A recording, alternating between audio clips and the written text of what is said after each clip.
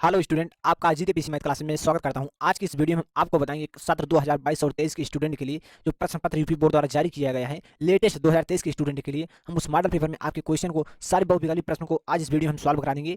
यदि आप board exam में अच्छा करना चाहते हैं, अच्छा परफॉर्मेंस दिखाना चाहते हैं, बोर्ड एग्जाम में 90-95 प्लस मार्क्स लाना चाहते हैं, तो यह वीडियो आपके लिए बहुत इंपॉर्टेंट होने वाला है। तो हम ज़्यादा टाइम वेस्ट नहीं करते हैं, सीधे हम आपके टॉपिक पर चर्चा करेंगे। यदि आप चैनल पर नए तो चैनल को सब्सक्राइब करके नोटिफिकेशन पर ऑल सेट कर लीजिए, जिससे कि हर नई वीडियो का नोटिफिकेशन आपको बिल्कुल समय समय पर मिलता रहे। तो आइए हम इस क्लास को शुरू करते हैं।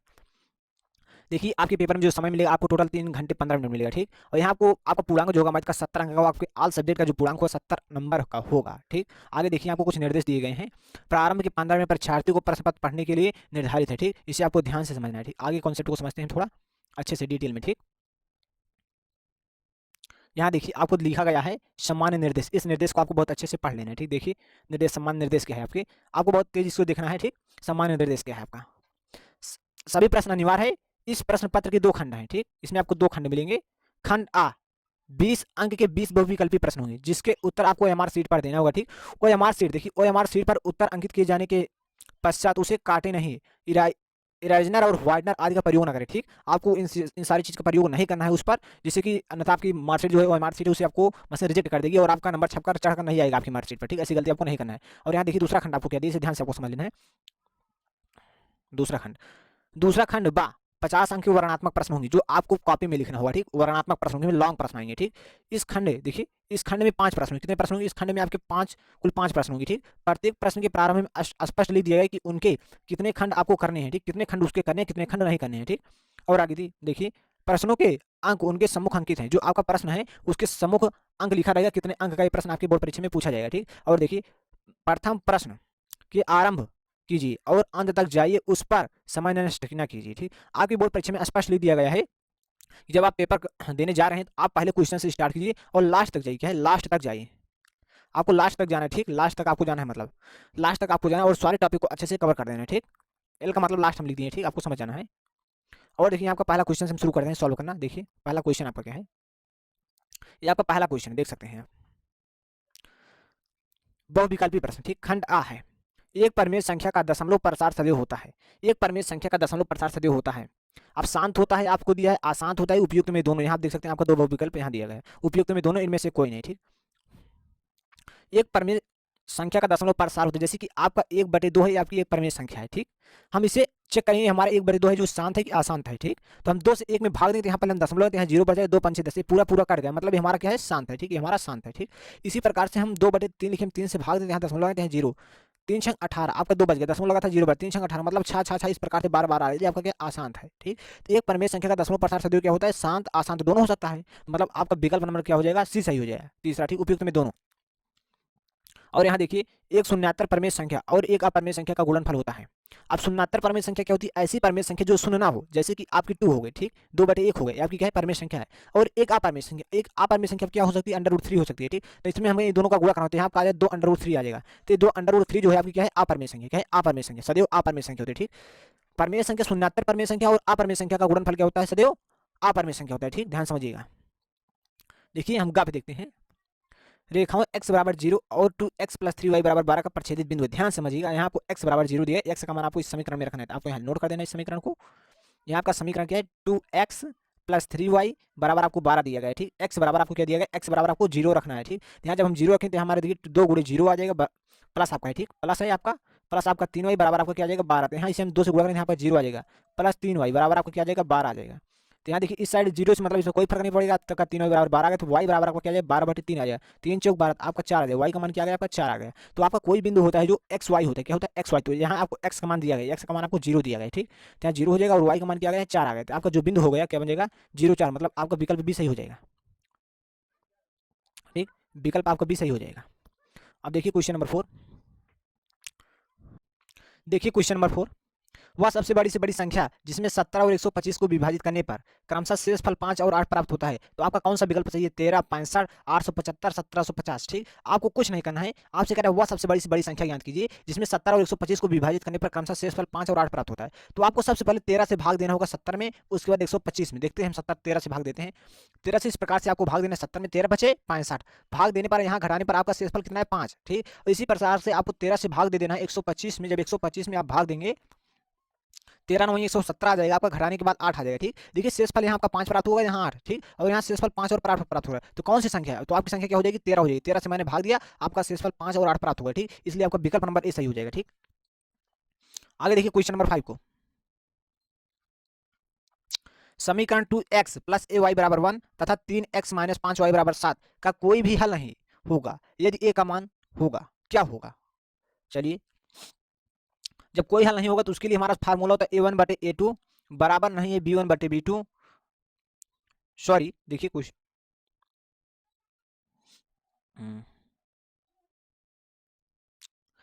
देखिए क्वेश्चन नंबर 5, समीकरण 2x प्लस ए वाई बराबर 1 तथा 3x माइनस 5y बराबर 7 का कोई भी हल नहीं होगा यदि ए का मान होगा, क्या होगा? जिससे कि इसका कोई हल नहीं होगा। अब कोई हल के लिए हमारा एक कंडीशन होता है, उससे आपको पता होना चाहिए। इसमें कंडीशन होता है a1/a2 बराबर है b1/b2 बराबर नहीं है c1/c2। ठीक, ये हमारी कंडीशन होती है। अब इसमें आपको ध्यान समझना है, ए आपका a1 हो जाएगा। देखिए इन दोनों समीकरण की आपको तुलना करना है, किससे? a1x plus b1y plus c1, ठीक, बराबर 0 से आपको इसकी तुलना करना है। जब आप इसकी तुलना करेंगे, यहाँ देखिए a1 का मान आपको मिल जाएगा 2, और समीकरण की 2 की तुलना को करना a2x plus b2y plus c2 बराबर 0 से आपको करना है। समीकरण 2 की तुलना इससे करना है और इसकी तुलना इससे आपको करना है। ठीक, यहाँ जब आप इसकी तुलना इससे करेंगे तो आपको यहाँ a का मान मिल जाएगा 2 और a2 का मान मिल जाएगा आपको 3, तो यहाँ आपका आ जाएगा 2/3 बराबर। यहाँ देखिए b1 है, b1 का मान आपका क्या है? यहाँ देखिए b1 का मान आपका a है, तो यहाँ आ जाएगा a, यहाँ आपका बराबर नहीं होता है। ठीक, उसके बाद यहाँ b2 का मान क्या है? -5, तो यहाँ आपका आ जाएगा -5। ठीक, ध्यान समझिएगा। अब आपको इसका ये तो बराबर नहीं, इसके आगे हम कोई प्रोसेस काम नहीं करेंगे। ठीक, बस आपको इसका तेरह गुणा कराना है, इसका गुणा इसमें कराना है, इसका गुणा इसमें, तो यहाँ आपका आ जाएगा 3a और यहाँ 2 पंचे 10, यहाँ आपका आ जाएगा -10, a बराबर आपका आ जाएगा -10/3, मतलब -a का मान क्या है? -10/3। आपका विकल्प क्या हो जाएगा? तीसरा आपका विकल्प सही हो जाएगा। ठीक, अब देखते हैं क्वेश्चन नंबर 6 को। ठीक, देखिए क्वेश्चन नंबर 6, ध्यान से देखिए क्वेश्चन नंबर 6 को। द्विघात समीकरण 2x² माइनस 4x प्लस 3 बराबर 0 के बारे में निम्न कथनों पर विचार कीजिए। ठीक, आपसे कह रहे हैं निम्न कथनों पर विचार कीजिए। ध्यान से देखिए इस क्वेश्चन को आप, बोर्ड एग्जाम के लिए सारे क्वेश्चन वेरी इंपॉर्टेंट है, आपको अच्छे से समझ लेना है। ठीक, पहला आपको दिया है, दिए गए समीकरण का विविक्तीकरण शून्य से कम है, समीकरण के कोई मूल वास्तविक नहीं है, समीकरण का विविक्तीकरण शून्य है, समीकरण के मूल वास्तविक हैं, और इसके आगे आपको 4 विकल्प दिया गया है। निम्न में से सही उत्तर का चयन कीजिए। आपको ए और बी सही है, ए और डी सही है, सी और डी सही है, केवल ए सही है। ठीक, आपसे पूछ रहा है, तो यहाँ आपको इसे सॉल्व करेंगे तो उसके बाद हम बताएंगे। ठीक, तो पहले हम देखते हैं, आपको इसका विविक्तीकरण ज्ञात करना है, क्या इस समीकरण का वो विविक्तीकरण ज्ञात करना है। विविक्तीकरण ज्ञात करने के लिए हमारा डी बराबर सूत्र होता है b² माइनस 4ac। ठीक, यहाँ देखिए हम इस समीकरण की तुलना किससे करेंगे? ax² plus b x plus c बराबर 0 से करेंगे, तो हमको ए का मान मिल जाएगा 2, बी का मान मिल जाएगा -4, तो यहाँ बी के स्थान पर लिखेंगे -4 का वर्ग, यहाँ आ जाएगा -4 गुणे ए का मान देखिए आपको क्या मिल जाएगा? 2 मिल जाएगा, वो गुणे सी है, सी का मान आपको क्या मिल जाएगा? सी का मान आपको 3 मिल जाएगा। ठीक, तो यहाँ पर डी बराबर आपका आ जाएगा 4 चौक 16 आपका यहाँ जाएगा। ठीक, और 4 दूनी 8, ठीक, 8 3 24 यहाँ आपका आ जाएगा। इसे आपको घटा देने पर डी का मान क्या आ जाएगा? आपको -8 मिल जाएगा। डी का मान क्या है? ऋणात्मक आया है, मतलब दिए गए समीकरण का विविधीकरण शून्य से कम, जो ऋणात्मक मान होता है हमेशा शून्य से कम होता है। ठीक, तो आपका ए तो सही होगा, और समीकरण के कोई मूल वास्तविक नहीं है, मतलब कोई मूल वास्तविक नहीं, मतलब इसका होता है काल्पनिक मूल है, तो डी का मान जो ऋणात्मक होते हैं इसे काल्पनिक मूल बोलते हैं। तो आपका ए और बी सही है, तो देखते हैं हम इसमें, इसमें आपका विकल्प ए और बी सही हो जाएगा। ठीक, देखिए क्वेश्चन नंबर 7 को ध्यान से देखते हैं। क्वेश्चन नंबर 7 को, ए ओ बी सी का एक आयत है। ठीक, आपको एक आयत बना लेना है सबसे पहले। चलिए हम एक आयत बना लेते हैं, इस प्रकार से हमारा एक आयत बन गया। ठीक, इसे हम नाम दे देते हैं ए ओ बी सी। ठीक, जिसके शीर्ष ए 0 3 है, क्या है? ए आपका 0 3 है, यहाँ आपको ओ क्या है? आपका 0 3 है, और क्या है? बी आपका 5 0 है। ठीक, और क्या कह रहा है? इसका विकर्ण आपसे पूछ रहा है, क्या इसका विकर्ण आपका ए होगा? विकर्ण, ठीक, विकर्ण आपका ये बन जाएगा। ठीक, ये आपका जो विकर्ण है, विकर्ण आपका 2 विकर्ण बनेगा, लेकिन आपको बिंदु सी के निर्देशांक नहीं दिए गए हैं, इसलिए हमारा इस विकर्ण के हम ए बी विकर्ण का क्या ज्ञात करेंगे? माप ज्ञात करेंगे। ठीक, इसका विकर्ण कितना है? ठीक, इस विकर्ण को ज्ञात करने के लिए आप देख सकते हैं, ये आपका एक बिंदु ए है, आपकी एक बिंदु बी है। ठीक, क्या है? बिंदु ए और बिंदु बी के बीच की दूरी आपसे पूछ रहा है। ठीक, यहाँ का बिंदु क्या है? ए 0 3 और बिंदु बी क्या है? आपका 5 0। ठीक, इन दोनों बिंदु के बीच की आपसे दूरी पूछ रहा है, तो दो बिंदु के बीच की दूरी का हमारा सूत्र होता है, दूरी बराबर हमारा क्या सूत्र होता है? निर्देशांक में आप बहुत अच्छे से पढ़े होंगे, आपका होता है सूत्र अंडर रूट के अंदर क्या होता है? x1 माइनस x2 का होल स्क्वायर, उसके बाद प्लस y1 माइनस y2 का होल स्क्वायर। ठीक, ये हमारा फार्मूला था, इसे आपको नोट कर लेना। ठीक, चलिए यहाँ पे हमारा फार्मूला है। ठीक, क्वेश्चन हमारे यहाँ, तो हमारा फार्मूला होता है, तो यहाँ हम इन दोनों को मान रखेंगे, यहाँ हम सॉल्व कर लेते हैं। यहाँ देखिए हमारा x1 का मान क्या है? ये हमारा x1 हो जाएगा, ये y1 हो जाएगा। ठीक, ये हमारा क्या हो जाएगा? देखिए x2 हो जाएगा, y2 हो जाएगा। ठीक, यहाँ x1 का मान आपका क्या है? 0 है, और देखिए x2 का मान क्या है? 5 है, इसका होल वर्ग आ जाएगा। यहाँ y1 है, y1 का मान 3 है, और y2 का मान क्या है 0 है। तो यहाँ देखिए हम इसे सॉल्व जब करेंगे इसके ऊपर अंडर रूट लग जाएगा, तो यहाँ हम घटा देंगे, हमारा 5 का वर्ग आ जाएगा और उसके बाद देखिए यहाँ 3 का वर्ग आ जाएगा, तो 5 हम 25 आ जाएगा प्लस 3 3 इन दोनों को हम जोड़ दें, हमारा अंडर रूट 34 आ जाएगा। जिसमें आप देख सकते हैं आपका विकल्प नंबर कौन सा सही है। ठीक, विकल्प हमारा अंडर रूट 34 आ गया। देखिए आपको विकल्प मिल गया, विकल्प आपका तीसरा सही है। ठीक, इस पर आपको टिक मान लेना है। ठीक, इसे आपको नोट कर लेना है, सारे क्वेश्चन को समझ लेना, अच्छे से प्रैक्टिस कर लेना है, बोर्ड एग्जाम में आपका बहुत अच्छा मार्क्स आएगा। ठीक, देखते हैं हम क्वेश्चन नंबर 8 को। ठीक, इसे आपको अच्छे से समझना है। देखिए यदि समीकरण एक्स स्क्वायर प्लस के एक्स माइनस 5/4 बराबर 0 का एक मूल 1/2 है तो के का मान क्या है। आपसे के का मान पूछ रहा है। ठीक, कुछ नहीं करना है आपको। देखिए एक मूल दिया मतलब आपको एक्स का मान दिया गया 1/2, तो आपका समीकरण देखिए क्या है। आपका समीकरण एक्स स्क्वायर प्लस के एक्स माइनस 5/4 बराबर आपका 0 है। ठीक, तो आपको एक्स बराबर क्या रखना है 1/2 रखना है, तो यहाँ पर 1/2 का होल वर्ग आ जाएगा प्लस यहाँ के आ जाएगा, यहाँ एक्स है तो एक्स के स्थान पर हम 1/2 रखेंगे। यहाँ देखिए माइनस 1/4 है, इस बराबर इस साइड भेजेंगे हमारा प्लस आ जाएगा 5/4। ठीक, हम इस प्रकार से लिख सकते हैं। यहाँ देखिए हम इसे सॉल्व करेंगे, हमारा 1/4 आ जाएगा प्लस यहाँ हम इसका गुणा करेंगे, हमारा 1/2 के आ जाएगा। ठीक, उसके बाद बराबर 5/4 आ जाएगा, इस साइड प्लस है बराबर के इस साइड है तो माइनस, तो 1/2 आ जाएगा इंटू के आ जाएगा बराबर 5/4 आ जाएगा माइनस 1/4 आ जाएगा, यहाँ आपका 1/2 के आ जाएगा। उसके बाद हम इसे सॉल्व करेंगे, हमारा हर क्लास 4 आएगा, यहाँ 5 माइनस 1 लिखेंगे, हमारा 1/2 आ जाएगा इंटू के आ जाएगा, हम घटा देते हमारा 4/4, इसे हम कैंसिल कर देते हमारा 1 आ जाएगा, 1/2 के बराबर आपका यहाँ 1 आ जाए, इस साइड भाग करा इस साइड तो गुणा करेंगे, के बराबर आपका 2 मिल जाएगा। ठीक, तो के बराबर आपको 2 मिल गया, आपको मतलब विकल्प नंबर ए सही है। ठीक, ये आपका सही है। ठीक, इसे आपको नोट कर लेना है, बहुत अच्छे से नोट करना है। हम आपको बहुत कम समय में आपका रिवीजन करा रहे हैं, आपको अच्छे से प्रैक्टिस कर लेना है। इस प्रकार से आपको बहुत सारे मॉडल पेपर को हम सॉल्व कराने वाले चैनल करना है, तो चैनल को सब्सक्राइब जरूर कर लेना है। ठीक, अब देखिए हम हमारा विकल्प नंबर 8 क्या कह रहे हैं, ध्यान समझना है आपको। दो त्रिभुज समरूप हैं, क्या दो त्रिभुज समरूप होते हैं, देखिए इसे आपको ध्यान समझना, हम आपको अच्छे से समझाएंगे इस टॉपिक को। यहाँ पे दो त्रिभुज समरूप हैं, एक नहीं तो थोड़ा ठीक, आपको दो त्रिभुज बनाना होगा। चलिए इस प्रकार से आपका एक त्रिभुज होगा और इस प्रकार से आपका एक त्रिभुज और होगा। ठीक, इस प्रकार से आपकी दो त्रिभुज आप देख सकते हैं। इस त्रिभुज का नाम हम दे देते हैं ए। ठीक, इस त्रिभुज का नाम हम दे देते हैं ए, इसे हम बी, इसे हम सी देंगे। ठीक, इसे हम नाम देंगे पी क्यू आर। ठीक, ध्यान समझिएगा, ये सारे कोण क्या है, इसमें 60-60 अंश के हैं। कितने कितने अंश के हैं, 60-60 अंश के हैं। ठीक, तीनों कोण, इसमें भी सारे कोण क्या है 60-60 अंश के हैं। ठीक, ये जो भुजा है आपकी इसके समान है। ठीक, ये जो भुजा है आपकी इसके समान है। ठीक, ये जो भुजा है आपकी इसके समान है। ठीक, इस भुजा के समान है। ठीक, मतलब इसकी क्या है और सारे कोण क्या है, देखिए आप ध्यान से समझिएगा। ये कोण जो आपका बी है, आप समझ लीजिए, यहाँ कोण ए बराबर आपका कोण पी है, कोण बी बराबर आपका क्या है कोण क्यू है, कोण आपका कोण सी बराबर आपका कोण आर है। ठीक, तो मतलब इसका मतलब क्या हो, इसके संगत कोण बराबर है। देखिए इसके संगत कोण बराबर, कोण ए के बराबर क्या है कोण पी है, कोण बी के बराबर का कोण क्यू है, कोण सी के बराबर आपका कोण आर है। ठीक, इसके संगत कोण बराबर है, इसकी संगत भुजा समानुपाती, मतलब ए भुजा इसके अनुपात में है, ए भुजा इसके अनुपात में, जैसे कि ए भुजा आपका 5 सेंटीमीटर 10 है, तो यहाँ आपका 5/10 आ जाएगा। ठीक, और ये आपका ये क्या है, ये आपका हम इसी प्रकार से ये आपका 5 है तो उसके इस प्रकार से ये 5 होगा, ये 8 है तो आपका ये 8 होगा, ये आपका 16 हो जाएगा। ठीक, इस प्रकार से सारी भुजा मतलब एक अनुपात में है। ठीक, तो हम समझते हैं कि आपको बहुत अच्छे से समझ में आए, इसके संगत कोण बराबर है, इसके संगत भुजाएं क्या है समानुपाती है। ठीक, ध्यान समझिए, अगर ये आपका 5 है तो आपका 10 हो जाएगा, ये आपका 2 है तो आपका 4 हो जाएगा। ध्यान समझिएगा, ये आपका 3 है तो आपका 6 हो जाएगा, मतलब इसकी भुजा के समानुपात में है। ठीक, तो ये आपका विकल्प नंबर क्या हो जाएगा, ए और बी सही है। ठीक, ए और बी सही, मतलब इस प्रकार से आपकी बोर्ड परीक्षा में कोई विकल्प नहीं मिले, मतलब उपयुक्त में दोनों सही है। ठीक, तो आपका विकल्प नंबर सी सही हो जाएगा। ठीक, देखते हैं हम क्वेश्चन नंबर आगे। यहाँ क्वेश्चन नंबर 10 को हम देखते हैं, बहुत ध्यान समझिएगा, सारे क्वेश्चन को आपको पढ़ कर जाना है। देखिए यदि एक समकोण त्रिभुज एबीसी में कोण सी बराबर 90 अंश, एसी बराबर के 3 सेंटीमीटर और बीसी बराबर 4 सेंटीमीटर, तो बिंदु सी से जाने वाली माध्यिका की माप क्या है। तो आपसे माप पूछ रहा था, आपको कुछ नहीं करना, आपको सबसे पहले एक समकोण त्रिभुज बना लेना बहुत अच्छे से। तो चलिए एक समकोण त्रिभुज बना लेते हैं, समकोण त्रिभुज बनाते हैं हम। इस प्रकार से हमारा एक समकोण त्रिभुज बन जाएगा। हमारा एक समकोण त्रिभुज, देखिए हमारा एक समकोण त्रिभुज इस प्रकार से बना लेते हैं।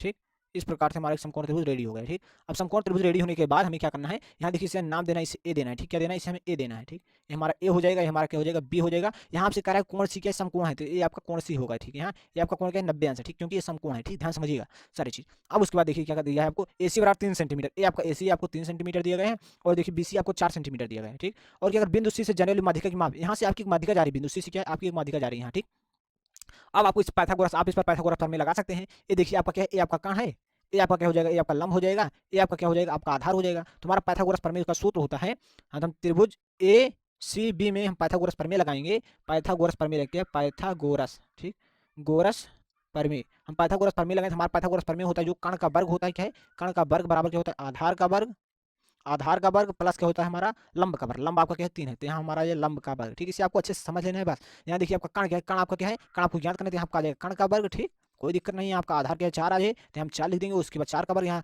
लंब आपका 3 है तो यहाँ 3 का वर्ग आ जाए। ठीक, यहाँ 4 से 16 आ जाएगा प्लस 3 3 तो हम जोड़ देंगे, हमारा 25 आ जाएगा। तो यहाँ कर्ण से स्क्वायर है तो इसके ऊपर अंडर रूट लग जाए, यहाँ आपका कर्ण बराबर क्या है, कर्ण बराबर आपका 5 आ जाएगा, क्या आ जाएगा 5 आ गया। ये आपकी कर्ण की यहाँ से यहाँ तक की पूरी लंबाई आपको क्या मिल गई 5 मिल गई। तो आपसे क्या माध्यिका पूछ रहे हैं, मतलब इसके आधे भाग की लंबाई, यहाँ से यहाँ तक की आपसे लंबाई पूछ रहा है। ये आपकी टोटल यहाँ से यहाँ तक की लंबाई आपकी क्या है 5 है, यहाँ से यहाँ तक की लंबाई 5 है, तो इसके आधे भाग की लंबाई यहाँ तक पूछ रही है आपसे। इस माध्यिका की 5/2 का आधा क्या हो जाएगा 2.5 हो जाएगा। ठीक, आप भाग देकर चेक कर सकते हैं, तो आपको विकल्प नंबर इसमें ए सही हो जाएगा। ठीक, हम इसे मिटाते हैं जल्दी से, उसके बाद आगे बढ़ते हैं।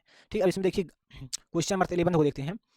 एक समचतुर्भुज के विकर्णों की लंबाई 16 सेंटीमीटर और 12 सेंटीमीटर, इसके समचतुर्भुज की भुजा की लंबाई आपसे पूछ रहा है। ठीक, बहुत आसान क्वेश्चन, इसे आपको ध्यान समझ लें। इसके 4 विकल्प आपको यहाँ मिल जाएंगे। ठीक, आप यहाँ देख सकते हैं, आपको इसके 4 विकल्प यहाँ मिलेंगे। ठीक, आपको यहाँ 4 विकल्प मिल जाएंगे। पहले हम इस क्वेश्चन को सॉल्व कर लेते हैं।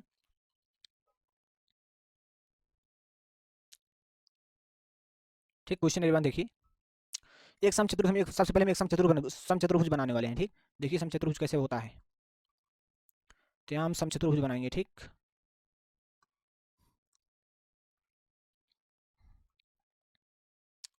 इस प्रकार से आपका एक समचतुर्भुज तैयार हो गया। ठीक, अब इसे आपको ध्यान से देखना है।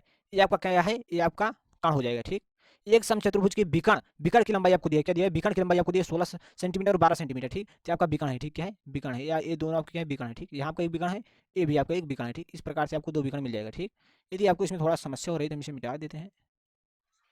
थोड़ा टेढ़ बन गया था इसलिए मैंने इसे मिटा दिया। हम इसे पुनः ले लेते हैं, तो यहाँ हमारा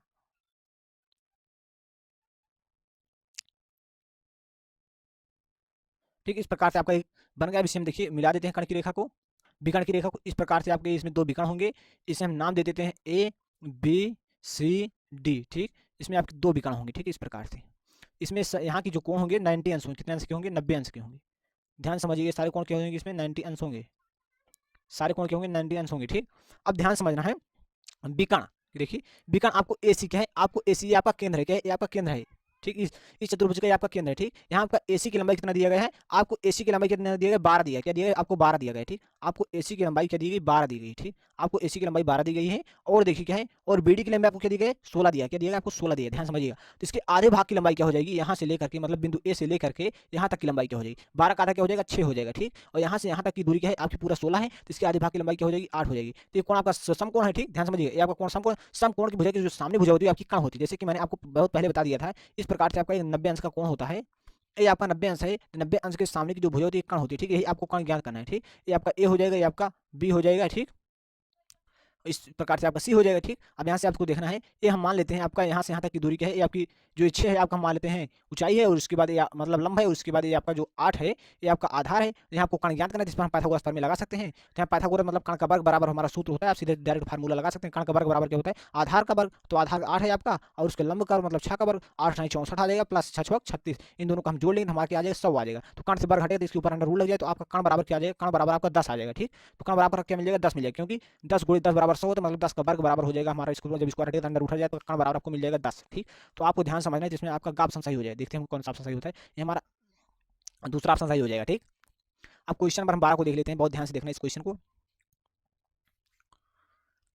दो समरूप त्रिभुज की भुजाओं 4:9 के अनुपात में, इन त्रिभुजों के क्षेत्रफल का अनुपात होगा। ठीक, आपको दो समरूप त्रिभुज की भुजाओं का अनुपात दिया गया है, क्या दिया गया है, 4/4:9। ठीक, इन त्रिभुज के क्षेत्रफलों का अनुपात पूछ रहा है, तो हमारे फार्मूला होता है, क्या होता है, क्षेत्रफल, क्या है, क्षेत्रफल का अनुपात। ठीक, क्षेत्रफल का अनुपात बराबर होता है हमारा भुजा के अनुपात का वर्ग। क्या होता है, भुजा के अनुपात का वर्ग, भुजा के अनुपात का वर्ग। ठीक, इसके ऊपर आपको वर्ग लाना है। क्षेत्रफल का अनुपात आपको क्या, आपसे क्षेत्रफल का अनुपात पूछ रहा है, आपको क्षेत्रफल का अनुपात ठीक है आपको निकालना है। आपकी भुजा के अनुपात आपको दिया गया है, क्या दिया, 4:9 दिया गया है। ठीक, 4:9 मतलब इसका वर्ग हो जाएगा आपका। यहाँ अनुपात का मतलब होता है बटा, हम इसे 4/9 लिख सकते हैं। यहाँ पर 4:16, और उसके बाद यहाँ देखिए 4:16 9 81 आपका आ जाएगा। ठीक, तो इसमें आपका विकल्प नंबर डी सही हो जाएगा। ठीक, मतलब विकल्प नंबर 4 सही हो जाएगा। ठीक, ध्यान समझिएगा। ठीक, अब क्वेश्चन नंबर हम सॉल्व कर लेते हैं, क्वेश्चन नंबर 13 को। ठीक, क्वेश्चन नंबर 13 आप देखिए, यदि यदि 4 tan थीटा बराबर 3, तो इतने का आपसे मान पूछ रहे थे। यहाँ आपको सबसे पहले थीटा ज्ञात कर लेते हैं, हमको थीटा। ठीक, थीटा बराबर यहाँ देखिए कि आपका आ जाएगा, इस साइड 4 गुणा कर इस साइड भाग करेगा, थीटा बराबर 3/4 आ जाएगा। ठीक, इसमें आपको मान पुट कर देना है। ठीक, इसमें आपको कैसे मान पुट करना है, इसे आपको थोड़ा सॉल्व करना होगा। यहाँ आपका दिया गया है 4 sin theta minus cos theta बटे आपको दिया है 4 sin थीटा, उसके बाद प्लस cos थीटा। हम अंश यहाँ देखिए, इसके नीचे हम cos थीटा से भाग दें और इसके नीचे हम cos थीटा से भाग दें, तो यहाँ हमारा आ जाएगा 4 sin थीटा बटे cos थीटा, और यहाँ देखिए cos थीटा है तो cos थीटा बटे cos थीटा आपका आ जाएगा। इसी प्रकार से आपका आ जाएगा 4 sin थीटा बटे cos थीटा। ठीक, उसके बाद यहाँ आपका cos थीटा, यहाँ आपका cos थीटा बटे cos थीटा आ जाएगा, ध्यान से समझिएगा। ठीक, उसके बाद यहाँ आपका cos से cos कैंसिल, cos से cos कैंसिल हो जाएगा। sin थीटा बटे cos थीटा बराबर आपका tan थीटा होता है, यहाँ आ जाएगा tan थीटा -1, यहाँ आपका आ जाएगा 4, उसके बाद sin थीटा बटे cos थीटा, यहाँ आपका tan थीटा आ जाएगा, यहाँ आपका आ जाएगा प्लस। ठीक, यहाँ आपको tan थीटा का वैल्यू आपका 3/4 मिल जाएगा, यहाँ आपको लिख देना 4, वो tan थीटा का मान 3/4 लिख देना, उसके बाद यहाँ -1 है तो यहाँ आपका -1 आ जाएगा बटे 4, tan थीटा का मान 3/4 है तो यहाँ आपका +1 आ जाएगा। 4 से 4 कैंसिल, 4 से 4 कैंसिल, यहाँ देखिए यहाँ आपका 4 से 4 कैंसिल, यहाँ 3 में से 1 घट जाएगा तो आपका 2 आ जाएगा। यहाँ पर देखिए 3 में 1 हम जोड़ देंगे तो यहाँ हमारा 4 आ जाएगा, तो हमारा 1/2 आ जाएगा। ध्यान से समझिएगा, आपका विकल्प नंबर थर्ड सही हो जाएगा। ठीक, हम आपको बहुत कम समय में रिवीजन कराने का प्रयास करें, जिससे कि हम कम समय में ज़्यादा से ज़्यादा क्वेश्चन को कवर कर पाएँ। यदि आपको थोड़ा क्लास में समस्या हो रही है, क्लास में थोड़ा ज़्यादा स्पीड हमारी क्लास चल रही है, तो आपको कमेंट करके बताना है, जो आपकी प्रॉब्लम है उसका समाधान किया जाए। लेकिन आप कमेंट करके जरूर, जब आप कमेंट करके बताएंगे तभी हम जान पाएंगे आपकी क्या समस्या है, क्या आपकी प्रॉब्लम है। तो आप कमेंट करना ना भूलिए जो आपकी समस्या है। तो आप इस कंटिन्यू इस वीडियो को देखते रहिए, आपको बहुत मजा आएगा, और आप जिस दिन आपका रिजल्ट आएगा ना, उस दिन आप बहुत खुश होंगे। चलिए हम आगे देखते हैं क्वेश्चन को। देखिए क्वेश्चन नंबर 14 को देख लेते हैं। यदि साइन 75 अंश बटे कॉस 15 अंश का मान होगा, आपसे पूछ रहा है। ठीक, यहाँ आप लिख सकते हैं साइन 75 अंश बटे क्वास 15 अंश। ठीक, हम साइन 75 अंश को लिख सकते हैं साइन 90 माइनस 15 अंश, क्योंकि हम 90 में से 75 को 15 को घटाएंगे तो हमारा 75 ही आएगा। ठीक, उसके बाद हमारा क्वास 15 अंश आ जाएगा। ठीक, ध्यान समझिएगा, यहाँ आपका क्वास 15 अंश है। ठीक है, ये आपका क्या है, यहाँ आपका क्वास क्या है, 15 अंश है। ठीक, तो यहाँ आपका क्वास 15 अंश है। अब देखिए हमारा एक सूत्र होता है साइन 90 माइनस थीटा बराबर क्या होता है, क्वास थीटा। अब यहाँ देखिए साइन 90 माइनस थीटा बराबर हम क्या लिख सकते हैं, क्वास थीटा लिख सकते हैं। ध्यान समझिए, क्वास थीटा, थीटा के स्थान पर क्या 15 अंश, यहाँ का 15 अंश, यहाँ उसके बाद 15 अंश। यहाँ जब थीटा, तो मैंने यहाँ थीटा लिखा, यहाँ 15 था तो हमारे 15 अंश। अब cos 15 से cos 15 कैंसिल, आपका आ जाएगा 1, तो इसमें आपका विकल्प नंबर सेकंड सही हो जाएगा। ठीक, इसे आपको नोट करते चलना है और अच्छे से प्रैक्टिस कर लेना है। देखिए हम आगे क्वेश्चन को देखते हैं।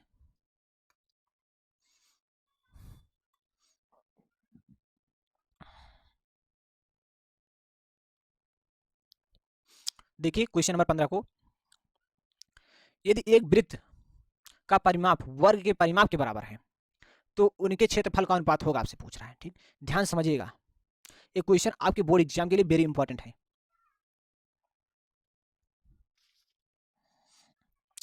एक वृत्त का परिमाप वर्ग के परिमाप के बराबर है, तो सबसे पहले आपको एक वृत्त बनाना होगा। चलिए हम एक वृत्त बना लेते हैं। ये आपका वृत्त हो गया। इसी प्रकार से हम एक वर्ग बना लेते हैं। ये आपका वर्ग हो गया। ठीक, ये जो हम इस वृत्त की जो त्रिज्या है, इस वृत्त की जो त्रिज्या है, हम इसकी त्रिज्या r मान लेते हैं। ठीक, और जो इसकी भुजा है हम इसे a मान लेते हैं। ठीक, ध्यान समझिएगा। अब देखिए एक वृत्त का परिमाप वर्ग के परिमाप के बराबर है। ठीक, आपको वृत्त का परिमाप और वर्ग के परिमाप की दोनों बराबर है। ठीक, अब वृत्त का परिमाप देखिए कि आपको, आपसे प्रश्न अनुसार आप लिख सकते हैं, प्रश्न के अनुसार जो प्रश्न कह रहा है, प्रश्न कह रहा है वृत्त का परिमाप बराबर क्या है, वृत्त का परिमाप। ठीक, वृत्त का परिमाप बराबर आपका हो जाएगा,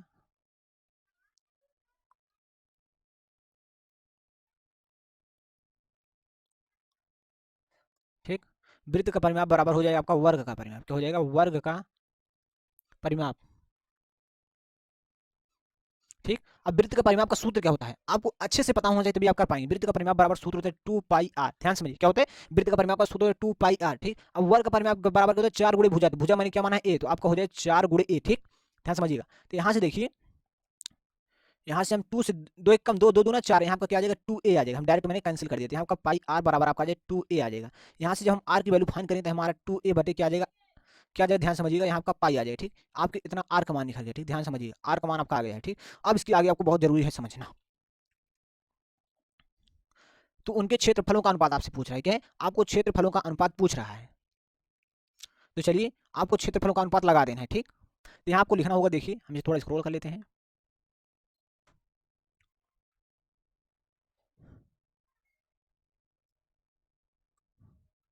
यहाँ आपको लिख देना है वर्ग का क्षेत्रफल क्या है, वर्ग का क्षेत्रफल, वर्ग, सॉरी थोड़ा यहाँ मिस्टेक हो गया है, इसे हम सही कर देते हैं। यहाँ आपका आ जाएगा वर्ग का क्षेत्रफल बटे क्या आ जाएगा, यहाँ तो थोड़ा मिस्टेक हो गया, क्या बताएं। यहाँ आपका सबसे पहले वृत्त लिखना होगा। ठीक,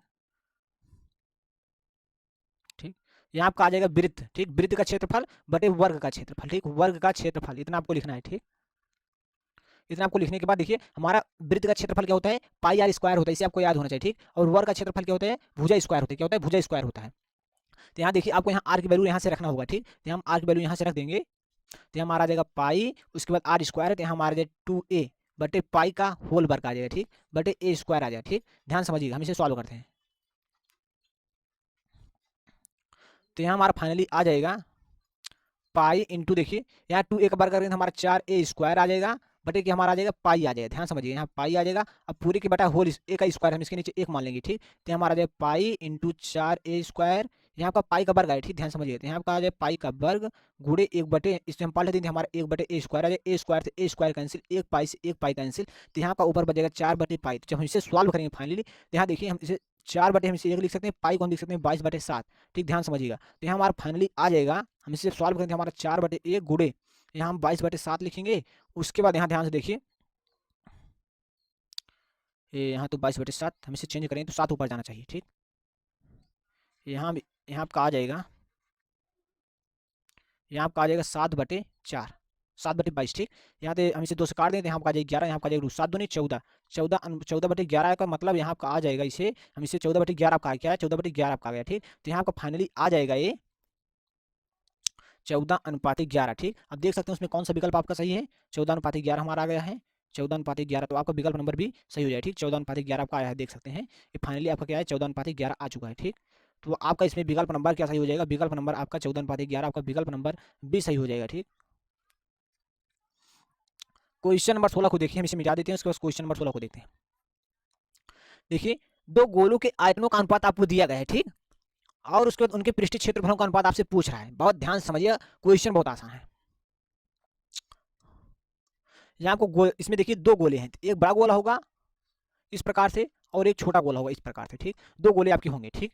अब आपको क्या दिया गया है, हमें दोनों गोले की त्रिज्या जो मानेंगे, देखिए हम त्रिज्या इसके हमें मानना पड़ेगा, हम इसकी त्रिज्या मान लेते हैं, हमारी त्रिज्या जो होगी यहाँ से यहाँ तक की त्रिज्या, इसकी हम कैपिटल आर मान लेते हैं क्योंकि ये बड़ा है गोला, और इसकी त्रिज्या हम स्मॉल आर मान लेते हैं, ठीक। इतना आपको मानना है, इतना मानने के बाद आपको इसमें ध्यान समझना क्या करना है। तो हमारा देखिए आपको क्या दिया गया है, दो गोले के आयतनों का अनुपात आपको दिया गया है, ठीक।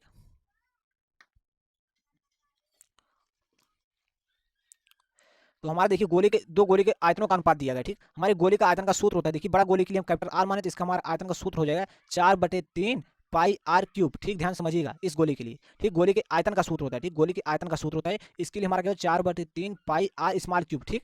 अब इन दोनों का अनुपात आपको दिया गया है, क्या अनुपात दिया 64/27 दिया, इन दोनों को हम बड़ा के रूप में लिखेंगे, 4/3 पाई आर क्यूब लिखेंगे, उसके बाद बटा 4/3 पाई आर स्मॉल क्यूब लिखेंगे, इन दोनों को इससे हम कैंसिल कर देंगे। तो यहाँ हमारा देखिए आपको इसका अनुपात क्या दिया गया था 64/27 दिया गया है, ठीक। तो यहाँ से आपको फाइनली आ जाएगा ये, तो यहाँ से आपका आ जाएगा आर क्यूब बटे स्मॉल आर क्यूब, यहाँ आपका देखिए 64 को लिख सकते हैं 4 चौक 16 चौक 64, 4 4 का क्यूब लिख सकते हैं, ठीक। और यहाँ देखिए हम क्या लिख सकते हैं 27 का 3 का क्यूब लिख सकते हैं, ठीक। अब ए 3 आपका कैंसिल हो जाएगा, 3 से 3 कैंसिल हो जाएगा, आपका कैपिटल आर बटे स्मॉल आर बराबर आपका आ जाएगा 4/3, ठीक। इतना आपको मान मिल गया, ठीक। अब आपको इस मान को रखना होगा। अब हमें गोले का क्षेत्रफल पूछ रहा है क्या, तो उनके पृष्ठीय क्षेत्रफल का अनुपात क्या हो, मतलब गोले के पृष्ठीय क्षेत्रफल का अनुपात आपसे पूछ रहा है, तो हमें गोले का क्षेत्रफल आपको पता होना चाहिए क्या होता है। तो यहाँ आपका आ जाएगा दो गोला है, तो यहाँ आपका आ जाएगा फाइनली यहाँ का 4/आर का क्यूब, ठीक। गोले का क्षेत्रफल बराबर जो सूत्र होता है 4 पाई स्क्वायर होता है, क्या होता है 4 पाई स्क्वायर होता है, ठीक, 4 पाई आर स्क्वायर होता है। तो आर यहाँ पर देखिए हम बड़े गोले के लिए आपका कैपिटल आर है, ठीक, बड़े गोले के लिए आपका कैपिटल आर है, ठीक। तो हमारे कैपिटल आर रख दिए, छोटे गोले के लिए हम स्मॉल आर रखेंगे, ठीक। तो हमारा फाइनली आ जाएगा स्मॉल आर, ठीक, 4 पाई स्मॉल आर का स्क्वायर, ठीक, ध्यान समझिए। तो यहाँ का 4 पाई से 4 पाई कैंसिल हो जाएगा, तो आपका यहाँ देखिए कैपिटल आर बटे स्मॉल आर है, तो यहाँ देखिए कैपिटल आर बटे आर स्मॉल आर का मान आपको 4/3 है, तो यहाँ आपको लेते हैं 4/3, दोनों के ऊपर आपको वर्ग लगा देना है बस, और तो यहाँ आपको मिल जाए 4 से 16 3 3 9, मतलब यहाँ आपको मिल जाए 16/9, तो आपका विकल्प नंबर सही हो जाए, ध्यान समझिएगा विकल्प नंबर आपका 16 का 4 विकल्प सही होगा, ठीक। अब यहाँ देखिए 1 से 10 तक, क्या 1 से 10 तक की धनात्मक विषम संख्याओं का समांतर माध्य आपसे पूछ रहा है, क्या समांतर माध्य पूछ रहा है, ठीक। तो विषम संख्या क्या होगी हमारी 1 होगी, 3 होगी, 5 होगी, उसके बाद 7 होगी, उसके बाद 9 होगी। अब इंसानी को जोड़कर इतनी संख्या से आपको भाग दे देना है, तो 1 + 3 + 5 + 7 + 9, ठीक, 9 आ जाएगा। उसके बाद यहाँ पर देखिए 1 2 3 4 5 संख्या आपको 5 से भाग देना होगा, ये देखिए 3 1 4 5 4 9 9 18 18 7 हम जोड़ दें हमारा 25 25/5 5 25, तो आपका क्या है समांतर माध्य आपका 5 आएगा, ठीक। इसमें हम देखते हैं कौन सा विकल्प सही है, यहाँ इसमें विकल्प नंबर हमारा 4 सही हो जाएगा, ठीक, ये विकल्प आपका सही है, ठीक। अब ध्यान समझिए, देखिए 18वां विकल्प देखिए, माध्यिका को आलेखीय विधि द्वारा निम्न में से किससे प्राप्त किया जाता है, त्वरण द्वारा प्राप्त किया जा सकता है, आपको याद रखना है, ठीक। इसमें आपको गलती होने की चांस 0%, ठीक। यदि कुछ प्रेक्षणों का माध्य 27 और बहुलक 45 है, माध्यिका होगी, तो हमारा सूत्र होता है 3 माध्यिका बराबर, ध्यान समझिए 3 माध्यिका बराबर हमारा सूत्र होता है, 3 माध्यिका बराबर सूत्र होता है बहुलक, क्या होता है बहुलक होता है, उसके बाद +2 माध्य होता है, ध्यान समझिए ये हमारा फार्मूला, इसे आपको नोट कर लेना है। अब माध्यिका आपकी क्या है, माध्यिका आपको ज्ञात करनी है, माध्यिका आपको नहीं दी गई, ठीक। तो यहाँ आपका माध्यिका है, आपको बहुलक देखिए क्या दिया है, बहुलक आपका 45 है, उसके बाद प्लस यहाँ 2 गुणे माध्य, ठीक। अब माध्य आपका 27 है, ठीक, ध्यान समझिएगा। तो यहाँ आपका 45 27 दूना आपका 54 आ जाएगा, ठीक, ध्यान समझिएगा। 54 यहाँ 5 4 9 और 5 4 9 आ जाएगा, ठीक। देखिए तो यहाँ हमारा देखिए 3 माध्यिका आती है, 3 माध्यिका बराबर आपको क्या इतना आ गया, तो हमारा माध्यिका ज्ञात करना है, ठीक। तो इस साइड 3 गुणा कर रहा है, इस साइड तो भाग करेगा, यहाँ आपका 99/3 आ जाएगा, ठीक। 3 3 त्रिका 9 3 त्रिका 9 आपका 99 आ गया। 99 मतलब आपका विकल्प नंबर जो है 19 सही हो जाएगा, ठीक। आप सोते जागते इस वीडियो को देख सकते हैं, बहुत तगड़ा रिवीजन कर सकते हैं, सोते वक्त पढ़िए इस वीडियो को देखते हुए।